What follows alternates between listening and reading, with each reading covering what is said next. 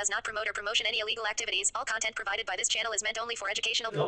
তৃণমূলের বুথ সভাপতির বাড়িতে বোমাবাজির পাশাপাশি তাজা বোমা রেখে যাওয়ার অভিযোগ বিজেপির বিরুদ্ধে চাঞ্চল্য এলাকায়। বৃহস্পতিবার সকালে তৃণমূল কংগ্রেস নেতৃত্ব অভিযোগ করে বলেন, 1 নম্বর পুল এলাকায় তৃণমূল কংগ্রেসের বুথ সভাপতি শিবু দেবনাথের বাড়িতে বোমাবাজি করার পাশাপাশি একটি তাজা বোমা রেখে যায় বিজেপির দুষ্কৃতীরা।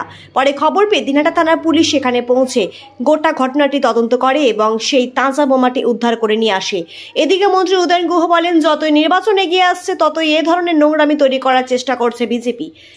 তার আরও একটি প্রমাণ তৃণমূলের বুথ সভাপতির বাড়িতে বোমাবাজি এবং তাজা বোমা রেখে যাওয়া। যদিও বিজেপির বিরুদ্ধে ওঠা সমস্ত অভিযোগ অস্বীকার করেছে বিজেপি নেতৃত্ব, এই ঘটনার সাথে বিজেপির কেউ জড়িত নেই।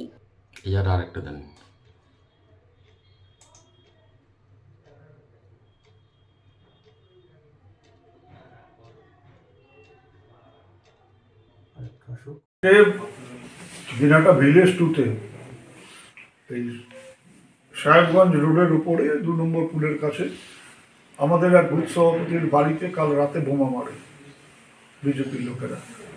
বাড়ি ভাঙচুর হয় এবং একটা তাজা বোমা পুলিশ গিয়ে উদ্ধার করেছে, বারান্দায় ছিল।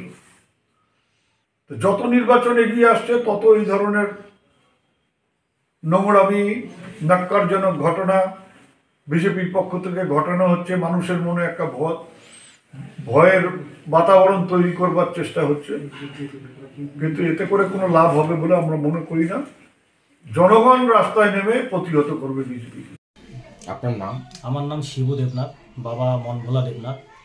বাড়ি আমার ছোটো আটিয়া বাড়ি, ভিলেজ পোস্ট ছোটো আটিয়া বাড়ি, সেন্ট মেরি স্কুলের সামনেই।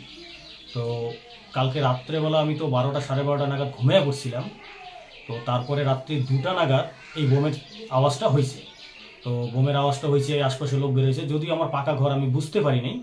যাই হোক, সকালবেলা বেরোনোর পর দেখতেছি একদম বোম ছিটে হয়ে আছে। আমার বারান্দার মধ্যে একটা বোম ঢেলছে, সেটা ফাটে নাই, বারান্দার মধ্যে বোমটা তাজা বোম অবস্থায় আছে। তো যাই হোক, তারপরে আমি প্রশাসনকে ডাকলাম, প্রশাসন আসলো, প্রশাসন এসে দেখলো ব্যাপারটা। কারণ আমার যেটা মনে হয়, আমি যেহেতু এই বুথের তৃণমূলের বুথ সভাপতি, তার কারণে আমার প্রতি হয়তো এই টর্চারিংটা করতেছে, ঠিক আছে, ভয় দেখাচ্ছে আমাকে, সেটাও হতে পারে। দেখুন, বিষয়টা হচ্ছে যে বুথ সভাপতির কথা বলছে, তার নিজের বাড়িতে সিসিটিভি ফুটেজ আছে। তো এটা তো পুলিশ তদন্ত করলেই পেয়ে যাবে। মূলত এদের নিজেদের মধ্যে গোষ্ঠীকন্দল, কে বুথ সভাপতি থাকবে কে থাকবে না। আর এটা তৃণমূলের পুরনো কালচার। আর বোম বন্ধু রাজনীতি ভারতীয় জনতা পার্টি কেউ করে না। এটা এইসব রাজনীতি তৃণমূল করে।